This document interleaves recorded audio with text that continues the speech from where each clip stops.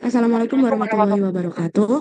Kami di sini dari kelompok 8 akan menyampaikan hasil diskusi kami tentang Adam Equity Theory. Kelompok kami beranggotakan saya sendiri Diva Tiara Kamila Gianti, Davika Ajra Nadia, Yoni Yolanda, dan Zendikia Aura Liwana Syafutri. Baik, untuk yang pertama ada pengertian dari Adam Equity Theory sendiri. Dia pertama kali dikemukakan oleh J. Stacy Adam pada tahun 1963.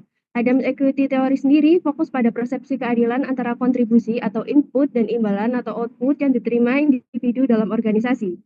Individu akan membandingkan rasio input-output mereka dengan orang lain dalam situasi yang serupa. Jika merasa tidak adil, individu akan mengalami ketegangan psikologis yang dapat menurunkan motivasi. Maka reaksi yang didapatkan terhadap ketidakadilan bisa berupa mengurangi usaha, mengubah persepsi terhadap kontribusi atau imbalan, atau bahkan keluar dari organisasi. Terdapat 5 prinsip Adam Equity Theory. Yang pertama yaitu norma ekuitas dalam hubungan. Hubungan antar individu dibangun atas norma ekuitas, yaitu keyakinan bahwa kontribusi akan dihargai secara adil. Untuk prinsip yang kedua yaitu perbandingan input dan output. Keadilan dinilai dengan membandingkan input dan output diri sendiri dengan orang lain. Misalnya usaha yang dilakukan dibandingkan dengan gaji atau penghargaan yang diterima. Selanjutnya yang ketiga, ketidakadilan terjadi jika distribusi tidak seimbang. Ketidakadilan muncul saat imbalan yang tidak sesuai dengan kontribusi. Lalu ada prinsip yang keempat yaitu ketidakadilan menyebabkan ketidaknyamanan psikologis. Semakin besarnya ketimpangan, semakin besar pula tekanan emosional yang dirasakan. Lalu ada prinsip yang kelima yaitu upaya mengembalikan keadilan atau pemulihan ekuitas. Orang-orang yang merasakan ketidakadilan akan berusaha mengembalikan keseimbangan, baik dengan meminta kompensasi, mengubah sikap, membenarkan keadaan, atau mengurangi usaha.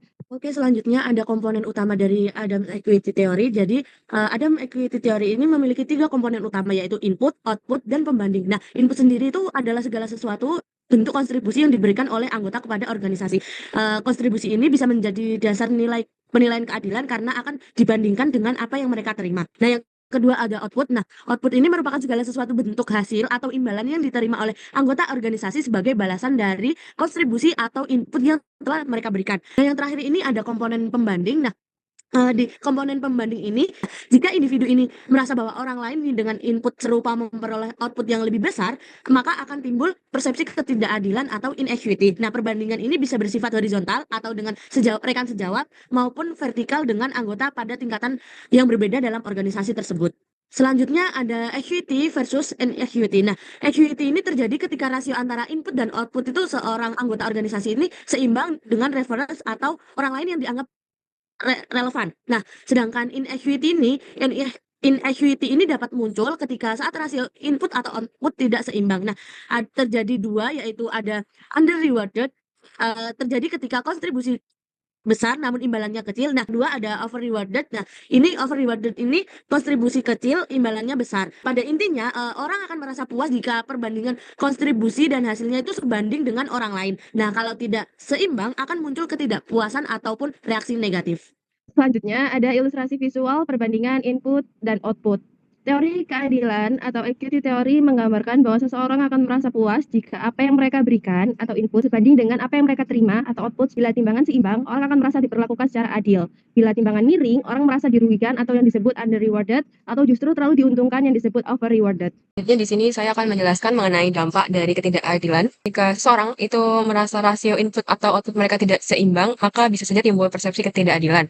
Nah, ketidakadilan ini memicu respon psikologis dan juga perilaku. Yang pertama di sini ada dampak terhadap perilaku. Di sini ada menurunkan input. Lalu yang kedua ada meningkatkan output secara tidak wajar. Nah, jadi nanti mereka bisa saja meminta kenaikan gaji, kemudian mencari kompensasi tambahan, atau bahkan melakukan tindakan manipulatif. Kemudian yang ketiga di sini ada mengubah persepsi keadilan. Meyakinkan diri bahwa situasi yang tidak adil sebenarnya bisa saja diterima. Selanjutnya di sini ada keluar dari organisasi, resign jadi pilihan jika ketidakadilan berlangsung terus-menerus. Kemudian yang terakhir ada protes atau konflik terbuka. Di sini mereka bisa saja mengeluh atau menyampaikan keberatan dan bisa memicu ketegangan antar pegawai. Lalu dampak yang kedua yaitu di sini ada dampak psikologis, yaitu ada stres dan ketegangan mental. Karena adanya ketidakseimbangan antara input dan output, itu bisa saja menimbulkan stres kerja yang berkepanjangan. Lalu yang kedua di sini ada ketidakpuasan dan frustasi.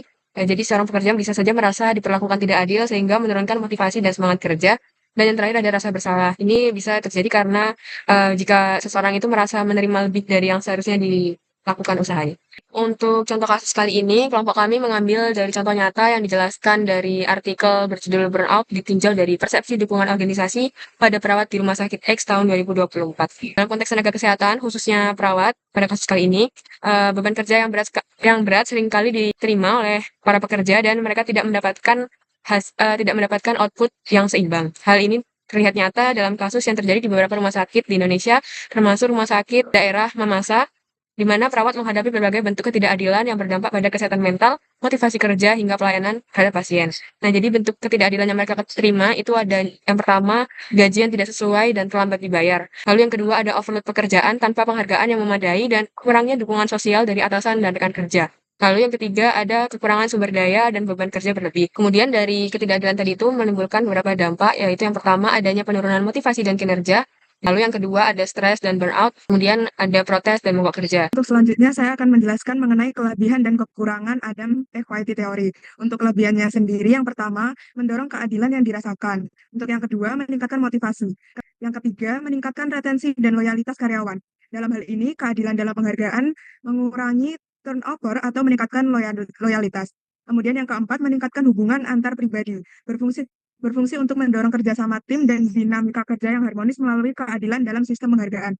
Kemudian yang kelima ada menjunjung tinggi keadilan organisasi. Kemudian yang terakhir ada meningkatkan kinerja. Keadilan meningkatkan kepuasan kerja dan motivasi yang berdampak positif pada produktivitas dan keberhasilan organisasi. Kemudian untuk kekurangannya yang pertama, fokus terbatas pada kebutuhan individu. Dalam hal ini seringkali mengabaikan preferensi unik seperti pertumbuhan pribadi atau keseimbangan kerja hidup. Yang kedua ada subjektivitas dalam evaluasi. Persepsi dan bias subjektif mempersulit penilaian masukan dan hasil secara universal. Kemudian yang ketiga ada mengabaikan persepsi individu tentang keadilan. Yang keempat ada pertimbangan konteks organisasi yang minim. Dalam hal ini tidak sepenuhnya memasukkan pengaruh kebijakan dan struktur organisasi dalam persepsi keadilan. Yang kelima ada mengabaikan keadilan kelompok. Kemudian yang terakhir cakupan terbatas dalam hubungan dan kerja. Maksudnya tidak sepenuhnya relevan untuk mengevaluasi keadilan dalam hubungan pribadi atau masyarakat. Untuk kesimpulannya sendiri, Adam Equality Theory menekankan pentingnya keadilan dalam organisasi, di mana individu membandingkan rasio kontribusi atau input seperti usaha dan keahlian dengan imbalan atau output seperti gaji dan penghargaan, serta membandingkannya dengan orang lain. Ketidakseimbangan rasio dapat menyebabkan ketidakpuasan, stres, hingga penurunan motivasi, sementara keseimbangan menciptakan kepuasan dan komitmen. Respon terhadap ketidakadilan meliputi pengurangan usaha, tuntutan kompensasi atau resign. Kelebihan teori ini adalah kemampuannya memotivasi dan meningkatkan loyalitas, meskipun memiliki keterbatasan dalam memperhatikan kebutuhan individu dan keadilan kolektif. Teori ini relevan dalam memahami motivasi, khususnya di sektor kesehatan yang sangat dipengaruhi oleh persepsi keadilan. Ini untuk daftar pustaka yang kami gunakan. Mungkin sekian presentasi dari kelompok kami. Jika ada kurang kami mohon maaf sebanyak-banyaknya. Wassalamualaikum warahmatullahi wabarakatuh.